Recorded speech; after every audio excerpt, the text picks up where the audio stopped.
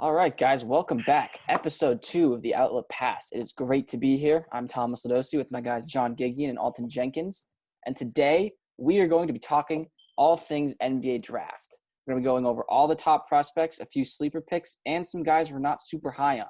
So get ready. But first, we're going to have a quick tribute from John about the passing of Tommy Heinsohn. Tommy Heinsohn. Growing up as a Celtics fan, I used to always watch him. He's easily my favorite broadcaster in the league. Just always full of energy. Just had a great career as a player, coach, and now as a broadcaster. And just definitely sad. One of the people who really helped, got me into basketball is listening to him. It's sad. I just want to take a second before we started to kind of talk about him. And just rest in peace, Tommy. Agreed. True legend lost. All right, now we're going to get into the NBA draft. So, AGZ, hit us with some facts. All right, let's do it. So, for my prospective top three, or my favorite pick out of the top three, is definitely James Wiseman. And I see him going number 1. I see Anthony Edwards going number 2, and LaMelo Ball going number 3. Now, let me start off with Wiseman because he's my guy. You know, for a lot of draft enthusiasts, James Wiseman was a well-known prospect, well-known entity for a long time. He was number 1 in high school, right? And when Penny Hardaway and the Memphis Tigers brought him in, not only did they bring attention to the program, but they knew that they had a force to be reckoned with. And even with the 3 college games that he had under his belt, he put up some pretty good numbers. He averaged about 20 points, 10 rebounds, and 3-ish blocks in every game. That's a cool double-double. That's not easy to put up as a freshman in college.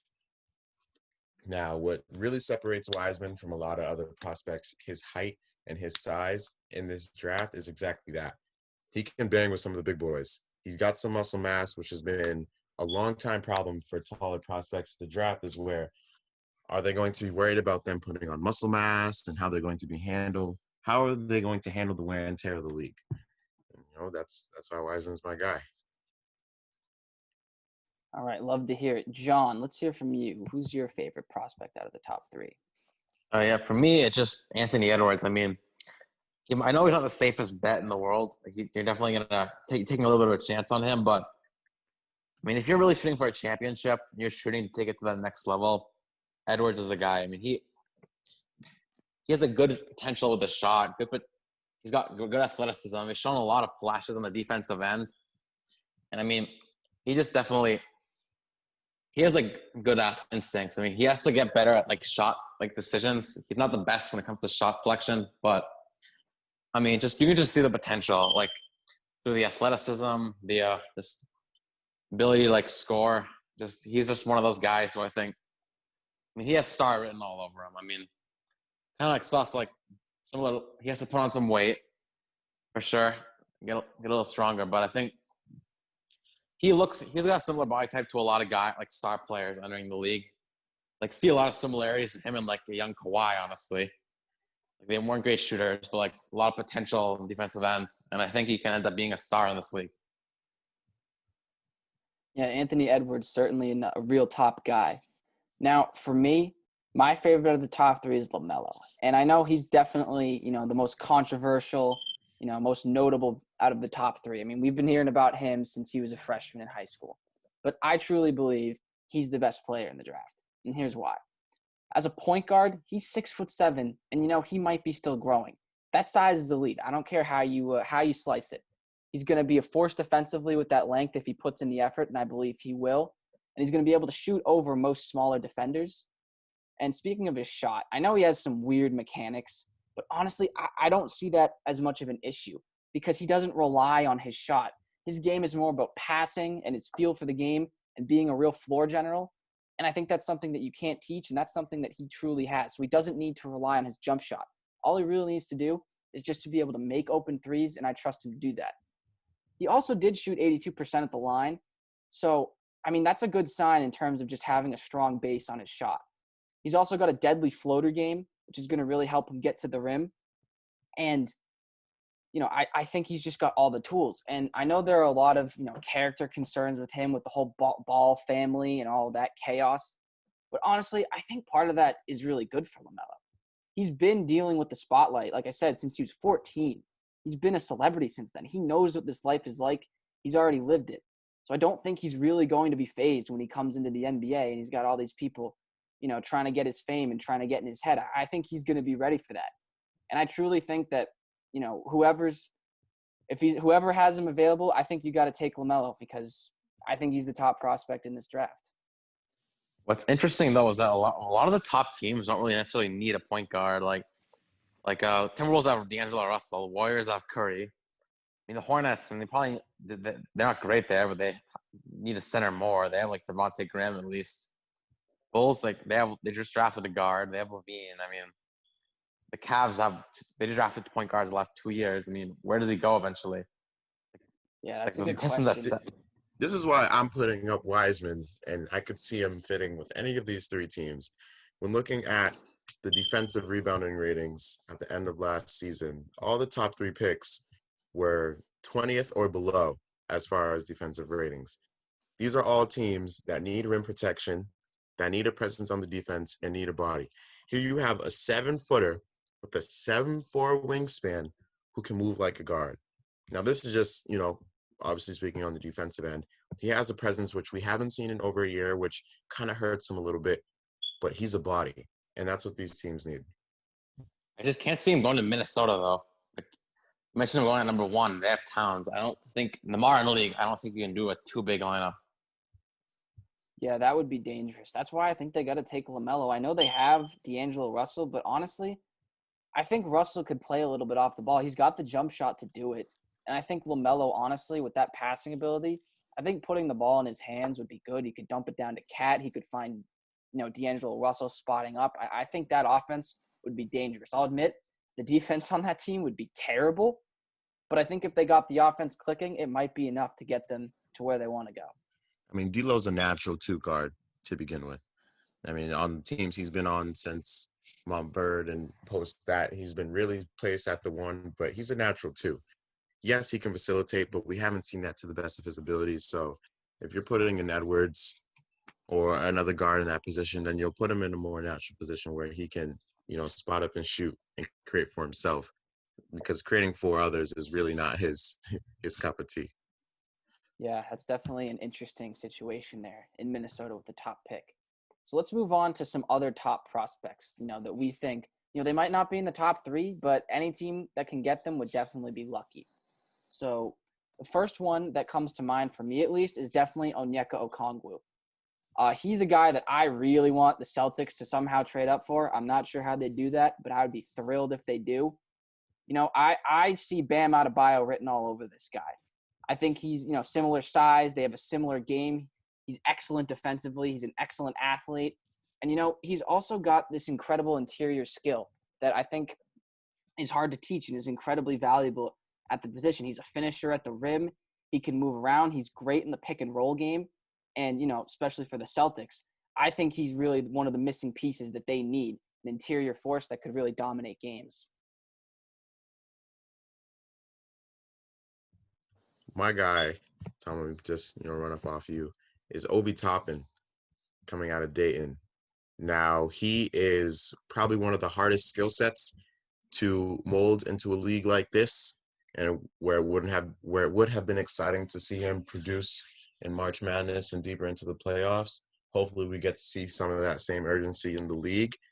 But he is a freakish athlete and a rim runner who guards are going to daydream about.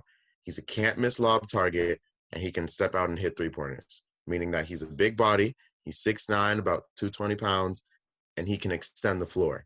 That's what you want in a player. My guy who I'm really high on is Killian Hayes. I might be a little higher on him than most, but I think he's going to be an all-star in this league. I think he kind of just checks all the boxes. He's a good shooter, good facilitator. He's growing into a really good defender. He kind of pretty much has everything you look for in a point guard. Like, a lot of these other guys have a lot of defensively they need to grow a little bit. He's already there.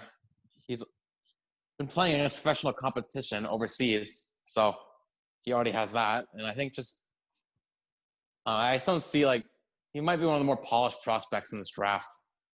I think. But you don't always say the international prospects, but I think he's going to be just a stud from day one. Yeah, certainly. I mean, I think honestly, John, like you said, the international part, I don't really think that's a detriment these days. You know, we've seen guys like Luka just come in here and dominate. I'm not saying he's going to be Luka, but I think, you know, I mean, even since Dirk, we've seen guys come from Europe and dominate. So I don't think him being from Europe is in any way a detriment. I think he's going to be used to that professional lifestyle, and I think honestly, if he's got it, he's got it. That's probably going to be, you know, something that helps him in the future. There's a wrongful notion in my eyes that I see with the league now more than ever, but it's been more of a trend that international players are softer than the players coming in who are already from the States and coming into the league. But the league is soft in itself, and it's really not too different from the leagues that are coming internationally. And, you know, with any of these draft prospects, you have to expect that they're just going to have to want to be able to build themselves and be ready to develop in the league, because that's all they want. But just to, you know, pull it back to my guy Obi Toppin, what some may say is probably going to like bring him down a little bit with him being one of the older players in the top of this draft. It's really, I feel, is going to only help him a little bit more. He's got some age on him, and he's been more comfortable with his body and with his size than all of these other guys have. You know, the pro ball that LaMelo is playing could arguably really be pro ball, you know? And we haven't seen, yes, I know he's also a top prospect in mine, but Wiseman, we haven't seen him play in a year. Now, Obi, he's been with his body longer. He knows his muscle better, and he's just going to be right up there with other top prospects. I think that scares me about him is that he was a senior. Like, he's already a lot old. He's like, apparently he's like 2 days, it's like a day or two younger than Jason Tatum. So, who's been like for 3 years. So he's already up there in age. I mean, how much are you going to really develop him? Like, most of the top prospects, you're going to get time to like really let them grow a little bit. You need instantaneous production from him. And if that doesn't come, that's going to be a problem. Yeah, no, that's a valid point. But honestly, I'd argue his 4 years of experience makes it almost more likely that he'll get that instantaneous production. I mean, he's been playing incredibly high-level basketball for 4 years. I mean, Division I, that's basically a step down from the NBA. So I think if anyone's going to be able to do that and is going to be NBA ready from day one, I think Obi Toppin is one of those guys. So with that in mind, I think we're going to transition to some guys that we aren't super high on. Now, John, I know you and Denny, you know, you don't like him. So let's hear, what are your thoughts on him? Why do you not like him? It's just that I don't feel like that's not really, first of all, he's not a great shooter. And like, he doesn't do anything exceptionally well. Like, he's a decent passer, a solid defender, but I mean, there's just nothing. In a top prospect, you're drafting a guy to be like one of the better players, like just like a really good player, like basically an all-star caliber kind of player that early in the draft. And he isn't doing anything exceptionally well. Like, and he has to work on that shot, which I think he might be able to get there. I mean, that's traditionally a thing that European players are good at, but I just don't see like that star potential in him. Yeah, he's definitely one of the more intriguing prospects in this draft. You know, another guy, we already mentioned him, but I do want to talk about him a little bit more, Anthony Edwards. Now, I know he's a top 3 prospect, and I'm not trying to diss him for that. But honestly, there are some things about him that concerns me. Specifically, he relies a ton on athleticism, and that's not a bad thing inherently. But what it does mean is that he's not going to have that strong skill base that other guys like LaMelo have. And I think that's going to be a detriment to him. You know, there's also been talks about his work ethic. People are wondering, you know, how much he cares about basketball. And if athleticism was what you're going to rely on, you know, that's going to be effort, that's going to be hustle. And if you're not putting that in, I don't know if I can trust you to be that guy. You know, he also had a pre-draft workout. I heard people really weren't impressed with that. And I'm not saying he's going to be a bust, but I think that there are definitely some signs that if he doesn't turn things around in terms of his effort, you know, and his, you know, love for the game, I think he could be in trouble. What do you guys think? I mean, that's kind of why I think he has to go to a team that's good at developing like players. Like, I think Minnesota has kind of butchered so many players. Like Andrew Wiggins supposed to be the next LeBron. He is not. He's okay starter at best. And Towns supposed to be like a top 5 guy in the league. Doesn't look like that's gonna happen. Rubio, like people were gushing over him when he came to the league. He kind of just became like a flat, like an okay starter. I mean, like time and time again, they just don't develop these prospects well. And at a certain point, like you might have to say, like if he goes to a team like that, I think that's not going to be good for him. Now, if he goes to a team like Golden State, I could definitely see him like being really productive because they've developed players really well over there. They have a good culture. Like that work ethic you mentioned earlier, I think it was in a place where like they've won titles, they know what it takes to win. That could rub off on him, and I think that would be a place he'd do a lot better. Yeah, certainly. He's one of the most, Anthony Edwards. I think he's a very, very team-dependent guy, as you said. And Alton, one of the guys you were talking about, R.J. Hampton. What are your thoughts on him? Why do you think, he might not be all that? I'm going to have to almost agree with you on some of the synopsis that you gave on Edwards, is that what is he going to rely on, and is that going to prolong him in this league? Looking at his offensive scouting, he's very right-hand dominant. He has a pretty loose handle, but though he has some tight finishing ability, it seems to be his only go-to. It's fitting into those tight spaces where he can kind of maneuver himself and get to the rim. But he's not going to – now he's going to be playing guys his size who match up at his position who are going to be stronger than him. So it's going to force him to consistently go to his left side and get to the rim in different ways and just dribble moves out of isolation.